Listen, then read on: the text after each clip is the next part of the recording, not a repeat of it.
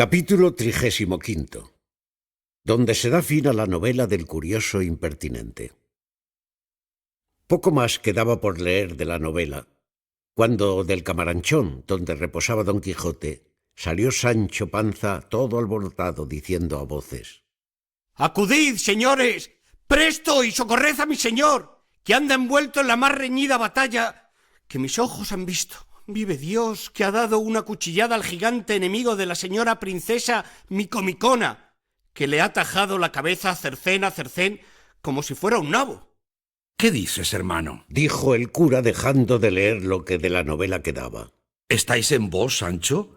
¿Cómo diablos puede ser eso que decís, estando el gigante 2000 leguas de aquí? En esto oyeron un gran ruido en el aposento, y que Don Quijote decía a voces: «Tente, ladrón, malandrín, follón, que aquí te tengo y no te ha de valer tu cimitarra». Y parecía que daba grandes cuchilladas por las paredes.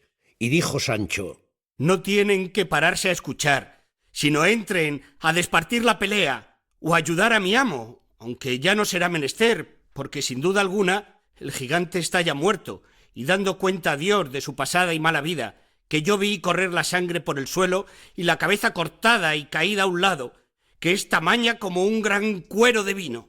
¿Que me maten? Dijo a esta sazón el ventero. Si Don Quijote o Don Diablo no ha dado alguna cuchillada en alguno de los cueros de vino tinto que a su cabecera estaban llenos, y el vino derramado debe ser lo que le parece sangre a este buen hombre. Y con esto entró en el aposento y todos tras él, y hallaron a Don Quijote en el más extraño traje del mundo. Estaba en camisa, la cual no era tan cumplida, que por delante le acabase de cubrir los muslos, y por detrás tenía 6 dedos menos. Las piernas eran muy largas y flacas, llenas de vello, y no nada limpias. Tenía en la cabeza un bonetillo colorado, grasiento, que era del ventero. En el brazo izquierdo tenía revuelta la manta de la cama, con quien tenía ojeriza Sancho, y él se sabía bien el porqué. Y en la derecha, desenvainada la espada, con la cual daba cuchilladas a todas partes, diciendo palabras como si verdaderamente estuviera peleando con algún gigante. Y es lo bueno que no tenía los ojos abiertos, porque estaba durmiendo y soñando que estaba en batalla con el gigante, que fue tan intensa la imaginación de la aventura que iba a fenecer, que le hizo soñar que ya había llegado al reino de Micomicón y que ya estaba en la pelea con su enemigo.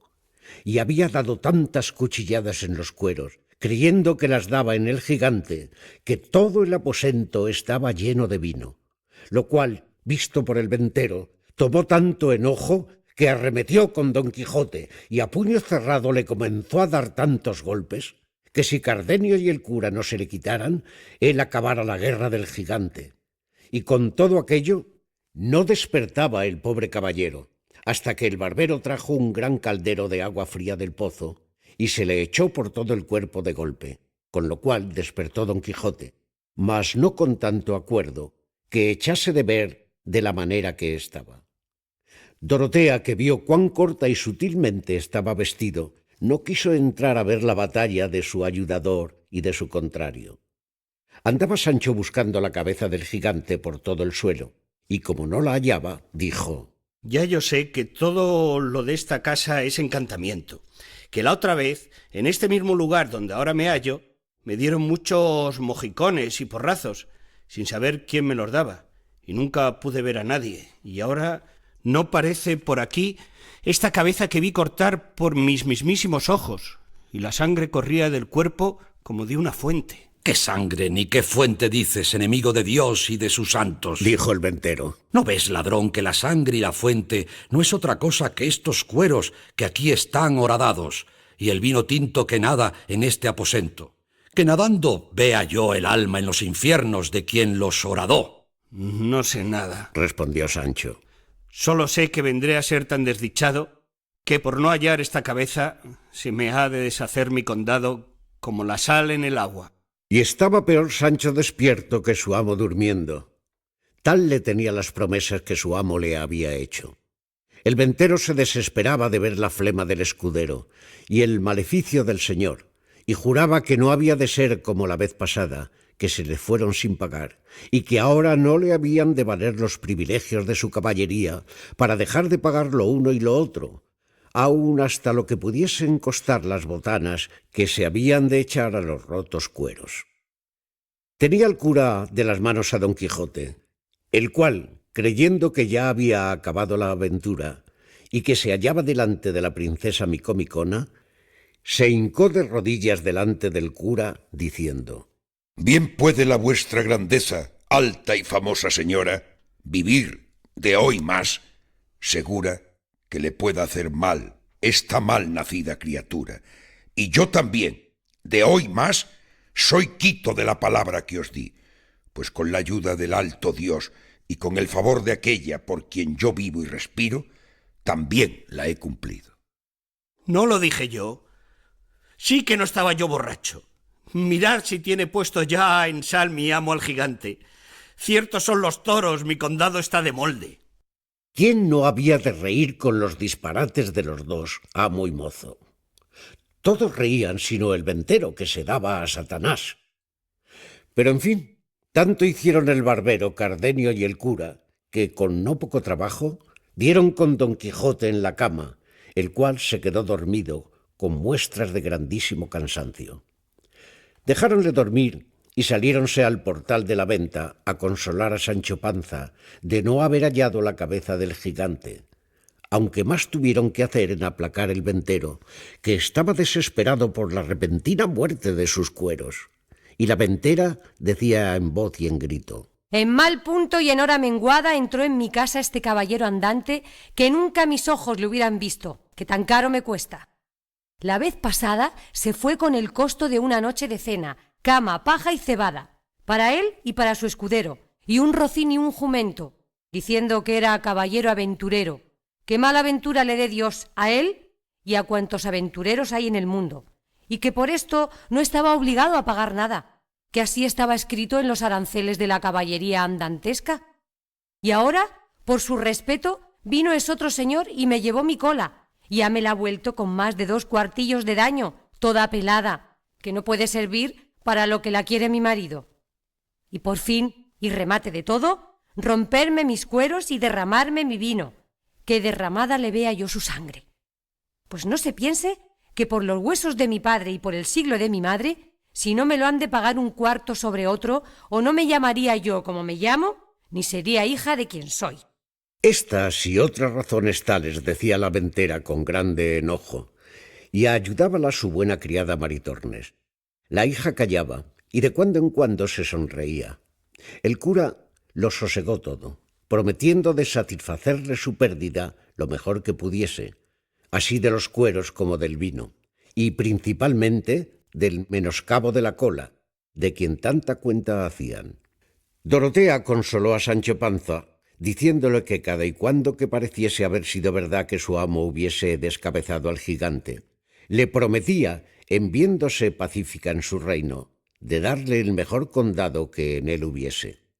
Consolóse con esto Sancho, y aseguró a la princesa que tuviese por cierto que él había visto la cabeza del gigante, y que, por más señas, tenía una barba que le llegaba a la cintura, y que si no parecía era porque todo cuanto en aquella casa pasaba era por vía de encantamiento, como él lo había probado otra vez que había posado en ella. Dorotea dijo que así lo creía, y que no tuviese pena, que todo se haría bien y sucedería a pedir de boca. Sosegados todos, el cura quiso acabar de leer la novela porque vio que faltaba poco. Cardenio, Dorotea y todos los demás le rogaron la acabase. Él, que a todos quiso dar gusto, y por el que él tenía de leerla, prosiguió el cuento que así decía. Sucedió, pues, que por la satisfacción que Anselmo tenía de la bondad de Camila, vivía una vida contenta y descuidada, y Camila, de industria, hacía mal rostro a Lotario, porque Anselmo entendiese al revés de la voluntad que le tenía, y para más confirmación de su hecho, pidió licencia a Lotario para no venir a su casa, pues claramente se mostraba la pesadumbre que con su vista Camila recibía.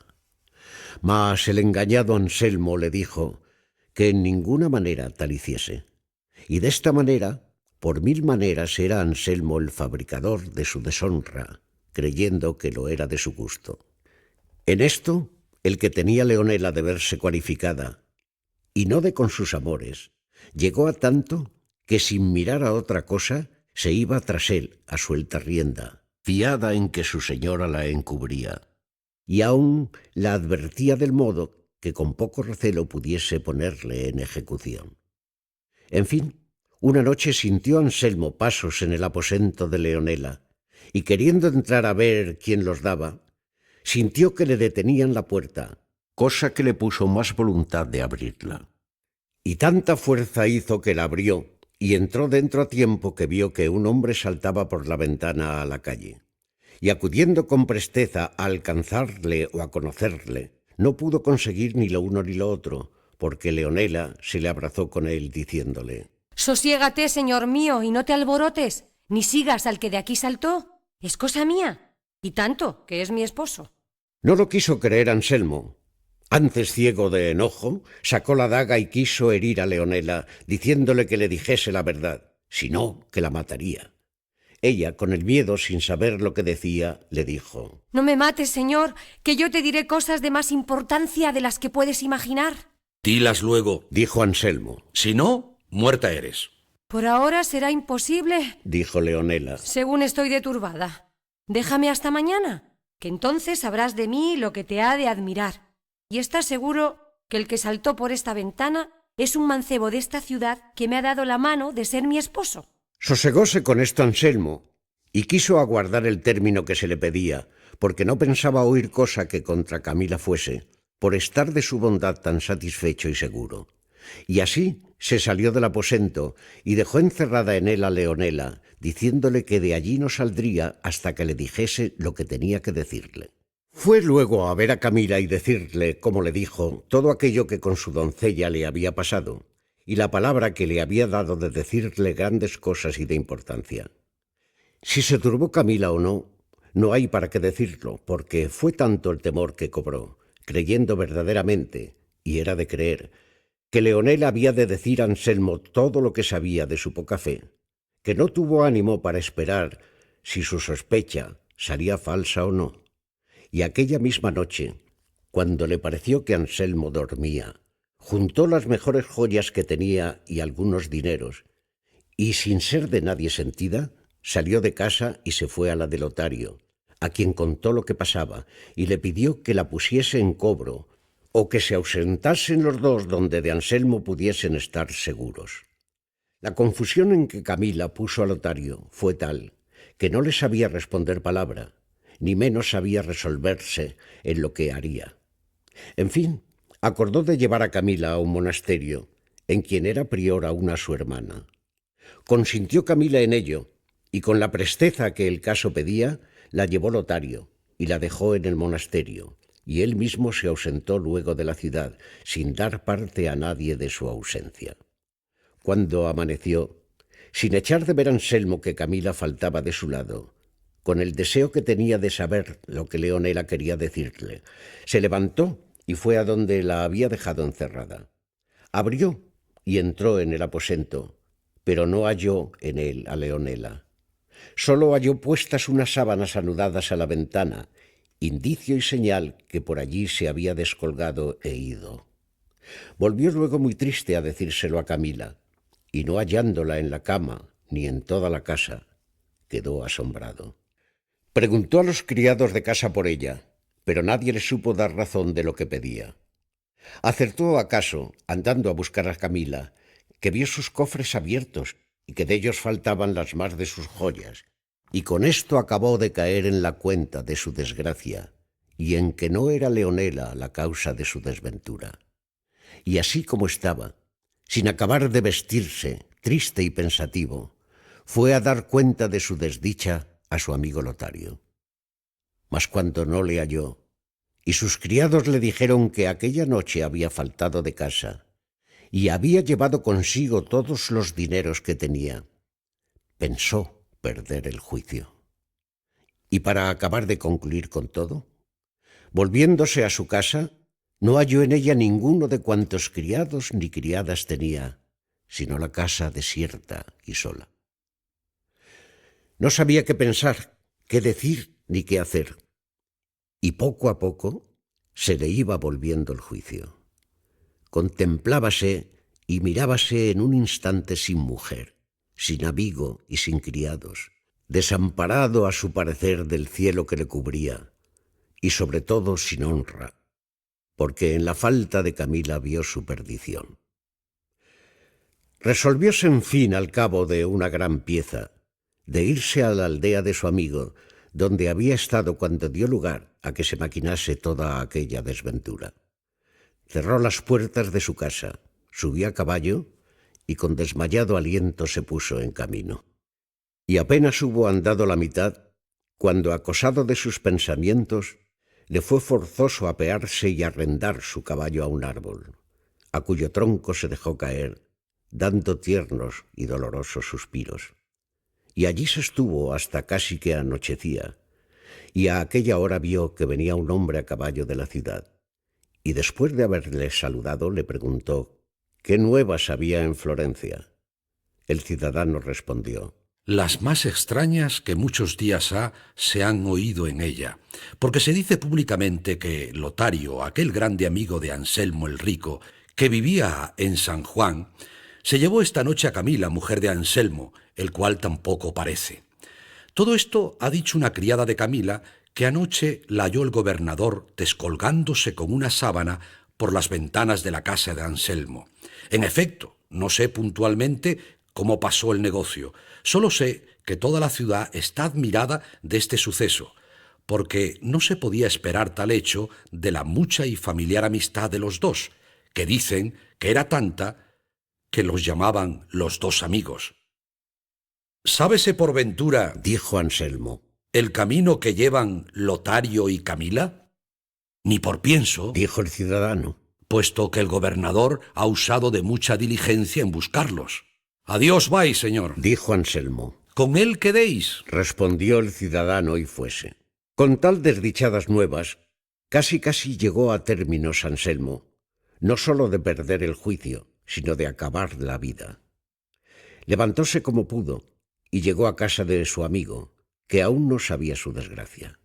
Mas como le vio llegar amarillo, consumido y seco, entendió que de algún grave mal venía fatigado. Pidió luego a Anselmo que le acostasen y que le diesen aderezo de escribir. Hízose así, y dejáronle acostado y solo, porque él así lo quiso, y aun que le cerrasen la puerta. Viéndose pues solo, comenzó a cargar tanto la imaginación de su desventura, que claramente conoció que se le iba acabando la vida, y así ordenó de dejar noticia de la causa de su extraña muerte, y comenzando a escribir, antes que acabase de poner todo lo que quería, le faltó el aliento y dejó la vida en las manos del dolor que le causó su curiosidad impertinente. Viendo el señor de la casa que era ya tarde y que Anselmo no llamaba, acordó de entrar a saber si pasaba adelante su indisposición, y hallóle tendido boca abajo, la mitad del cuerpo en la cama y la otra mitad sobre el bufete, sobre el cual estaba, con el papel escrito y abierto, y él tenía aún la pluma en la mano. Llegóse el huésped a él, habiéndole llamado primero, y trabándole por la mano, viendo que no le respondía y hallándole frío, vio que estaba muerto. Admiróse y congojóse en gran manera, y llamó a la gente de casa para que viesen la desgracia a Anselmo sucedida, y finalmente leyó el papel que conoció que de su misma mano estaba escrito, el cual contenía estas razones. Un necio e impertinente deseo me quitó la vida. Si las nuevas de mi muerte llegaren a los oídos de Camila, sepa que yo le perdono, porque no estaba ella obligada a hacer milagros, ni yo tenía necesidad de querer que ella los hiciese. Y pues yo fui el fabricador de mi deshonra, no hay para qué. Hasta aquí escribió Anselmo, por donde se echó de ver que en aquel punto, sin poder acabar la razón, se le acabó la vida.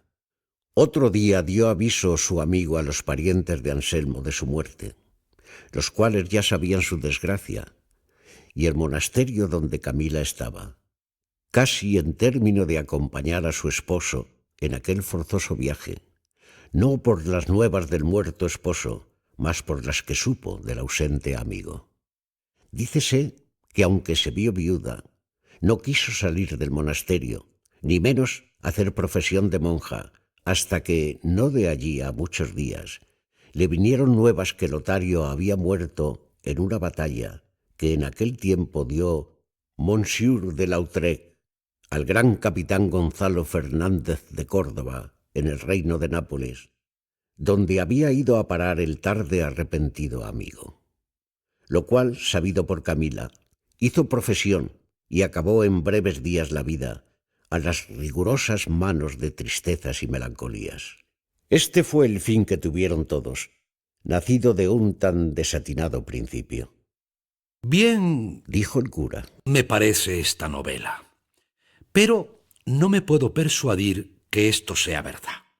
Y si es fingido, fingió mal el autor, porque no se puede imaginar que haya marido tan necio que quiera hacer tan costosa experiencia como Anselmo. Si este caso se pusiera entre un galán y una dama, pudiérase llevar.